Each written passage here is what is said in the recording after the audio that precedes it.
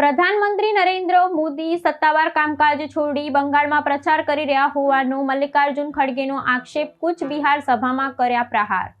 કોંગ્રેસના વરિષ્ઠ નેતા મલ્લિકાર્જુન ખડગેએ પશ્ચિમ બંગાળના કૂચ બિહારમાં ચૂંટણીલક્ષી સભા દરમિયાન પ્રધાનમંત્રી નરેન્દ્ર મોદીની ટીકા કરતા જણાવ્યું હતું કે પ્રધાનમંત્રી દેશના વહીવટી કાર્યોને બદલે રાજકીય પ્રચારમાં વધુ સમય વિતાવી રહ્યા છે। તેમણે રેખાંકિત કર્યું હતું કે પ્રધાનમંત્રી સતત બંગાળના વિવિધ વિસ્તારોમાં પ્રવાસ કરી રહ્યા છે, જેના કારણે રાષ્ટ્રીય મહત્વના અનેક પડતર પ્રશ્નો અને સત્તાવાર વહીવટી જવાબદારીઓ બાજુ પર મુકાઈ ગઈ છે। ખડગેએ આ સ્થિતિને લોકશાહીના મૂલ્યોની વિરુદ્ધ ગણાવી મતદારોનું ધ્યાન ખેંચવાનો પ્રયાસ કર્યો હતો। આ નિવેદનનું વિશ્લેષણ કરતા મલ્લિકાર્જુન ખડગેએ આક્ષેપ કર્યો હતો કે સત્તાધારી પક્ષ કેવળ ચૂંટણી જીતવાના ઉદ્દેશ્યથી રાજ્યમાં સતત પ્રચાર કરી રહ્યો છે, જ્યારે દેશ આર્થિક અને સામાજિક પડકારોનો સામનો કરી રહ્યો છે।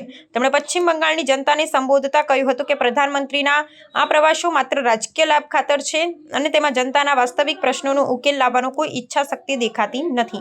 વિરોધ પક્ષના નેતાઓએ ભારપૂર્વક જણાવ્યું હતું કે બંધારણીય હોદ્દા પર બેઠેલી વ્યક્તિએ રાષ્ટ્રીય કર્તવ્યો અને પક્ષના પ્રચાર વચ્ચે સંતુલન જાળવવું અનિવાર્ય છે।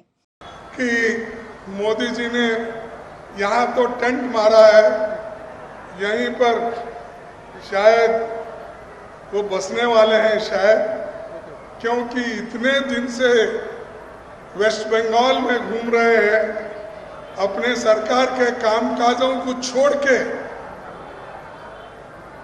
देश के हित में जो काम करना और इनके लिए जो काम जनता ने सौंपा गया वो काम छोड़कर इन्हों असेंबली इलेक्शन में हर जगह घूमते फिर रहे। क्या मोदी जी वेस्ट बंगाल के चीफ मिनिस्टर बनना चाहते हैं?